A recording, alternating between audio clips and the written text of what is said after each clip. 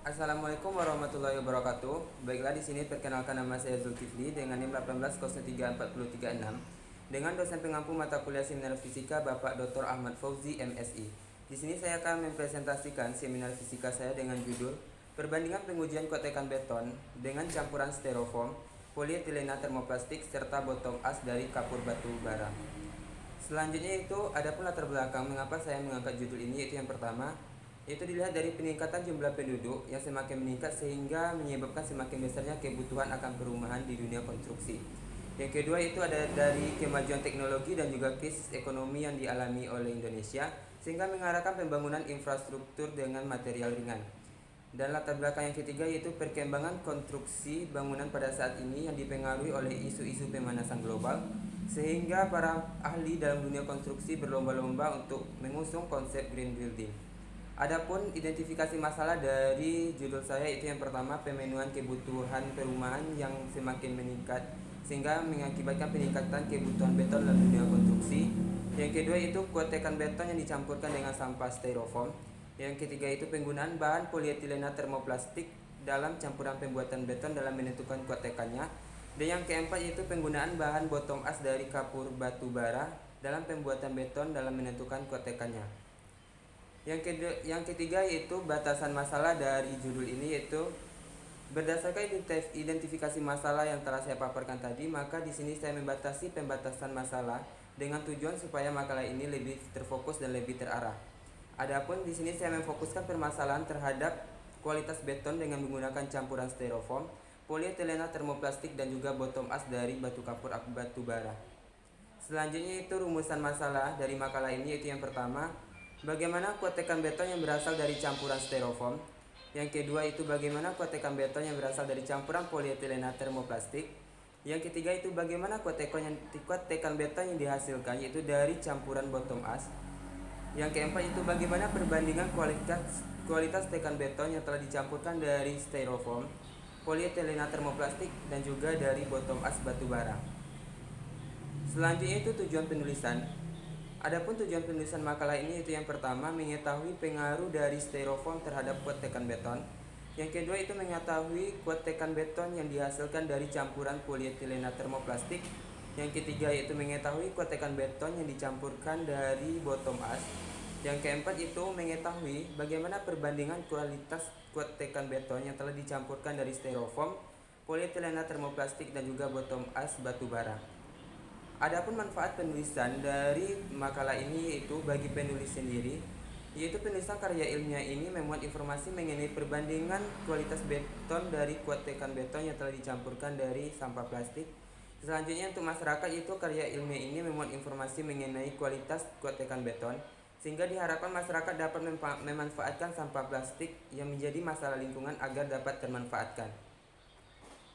Selanjutnya itu bab 2 kajian pustaka dari makalah ini, yaitu yang pertama mengenai beton, di mana menurut Tejo Kromuji pada tahun 1996 di halaman bukunya itu halaman kedua, di mana beton merupakan batu-batuan yang diperoleh dengan campuran semen Portland, air dan agregat serta dengan atau tanpa bahan tambahan lainnya. Selanjutnya itu adapun bahan penyusunan beton, yaitu terdiri dari beberapa bahan, yaitu yang pertama semen Portland, di mana semen Portland merupakan semen hidrolis yang dihasilkan dengan cara menghaluskan klinker yang terdiri dari silika-silika. Silika ini terdiri dari silika kalsium yang bersifat hidrolis dengan gips sebagai bahan dasar pembentukan semen Portland, yang terdiri dari bahan-bahan yang mengandung seperti kapur, silika, aluminium dan oksidasi besi. Selanjutnya itu ada agregat, di mana agregat ini adalah butiran mineral baik secara alami maupun buatan yang difungsikan untuk bahan pengisi campuran dalam pembuatan beton. Adapun bahan penyusun selanjutnya itu adalah pasir besi, di mana pasir besi dapat memperbaiki interface antara mortar dengan agregat kasar. Kandungan unsur magnesium dalam pasir besi ini cukup kecil. Selanjutnya itu bahan kajian yang selanjutnya adalah styrofoam, di mana styrofoam adalah sampah plastik dengan sifat khusus yang memiliki struktur yang tersusun atas butiran dengan kerapatannya yang rendah, mempunyai bobot ringan dan juga terdapat ruang antar butiran tersebut yang berisi udara. Selanjutnya itu ada polietilena termoplastik, di mana polietilena ini memiliki sifat khusus yang tidak larut dalam pelarut apapun pada suhu kamar. Polimer dalam jenis ini juga mengandung sifat yang tahan terhadap asam dan juga basa. Akan tetapi, polimer ini juga dapat rusak oleh jenis asam nitrat yang sangat pekat. Selanjutnya kajian pustakanya itu adalah bottom ash, di mana pemanfaatan bottom ash limbah bahan bakar batubara pada industri tekstil untuk beton massal. Pada proses penelitian ini itu menggunakan bahan dibagi menjadi 6 tahapan, yaitu di mana tahapan pertama persiapan, kemudian pencampuran, pengadukan, pencetakan benda uji, perawatan, dan terakhir adalah tahapan pengujian. Selanjutnya itu ada kuat tekan, di mana rumus kuat tekan di sini dapat teman-teman lihat pada slide yang telah saya paparkan. Selanjutnya pada bab 3 yaitu pembahasan dari makalah ini, di mana itu yang pertama pembahasannya itu hasil pengujian kuat tekan beton yang dengan campuran styrofoam, di mana di sini kita dapat melihat grafik dan kita dapat menyimpulkan bahwasanya berdasarkan grafik terlihat bahwa kuat tekan beton yang tertinggi itu pada campuran beton penggantian sebagian kerikil dengan styrofoam sebanyak 1%, yaitu sebesar K-nya itu 115,2 kg per meter kuadrat. Dan kuat tekan beton terendah itu pada campuran penggantian sebagian kerikil dengan styrofoam 3%, di mana di sini dihasilkan K yaitu sebesar 44,5 kg per meter kuadrat. Selanjutnya itu hasil pengujian kuat tekan beton dengan campuran polietilena termoplastik. Di sini dapat dilihat grafik yang memaparkan pengujian dari menggunakan campuran polietilena termoplastik ini, di mana kita dapat melihat dari grafik adanya hubungan kuat tekan beton dengan variasi pemberian suhu yang diperoleh, bahwa kuat tekan beton akan mengalami peningkatan kekuatan tekan dengan pemberian suhu sampai 900 derajat Celcius. Tetapi begitu perlakuan panas yang diberikan mendekati suhu 1100 derajat Celcius, kekuatan tekan beton akan menurun secara drastis. Hal ini disebabkan pemberian suhu sampai 90 derajat Celcius mengakibatkan beton makin kering, sehingga berkurangnya air dalam pori-pori beton akan meningkatkan kekuatan beton di dalam menerima beban tekan. Selanjutnya itu ada hasil pengujian kuat tekan beton dengan campuran bottom ash batu bara. Di sini kita melihat yaitu grafik kembali dari hasil campuran ini, di mana grafik ini menunjukkan peningkatan kuat tekan beton keseluruhan dari beton, baik beton normal ataupun beton dari bottom ash. Peningkatan nilai kuat tekan beton setiap umur tidak seragam, di mana di sini menunjukkan nilai kuat tekannya yang berbeda-beda. Keadaan ini dikarenakan perlakuan pada beton yang berbeda dan adanya perbedaan gradasi agregat antara beton normal yang menggunakan pasir alami dan juga beton yang menggunakan bottom ash.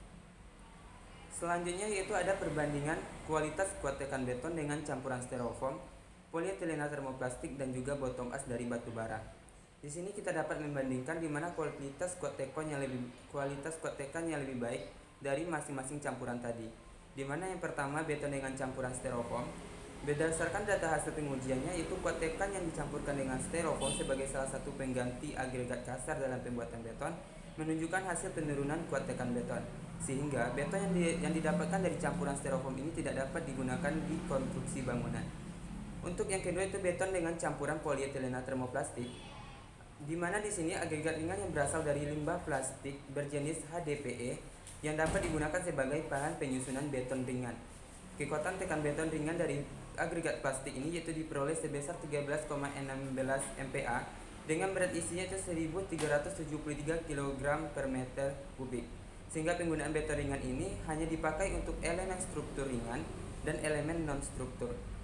Selanjutnya yaitu beton dari campuran bottom ash dari batu bara, di mana berdasarkan hasil penelitian sebelumnya bahwasanya pemanfaatan limbah bottom ash dari hasil pembakaran batu bara sebagai substitusi agregat halus dalam pembuatan beton.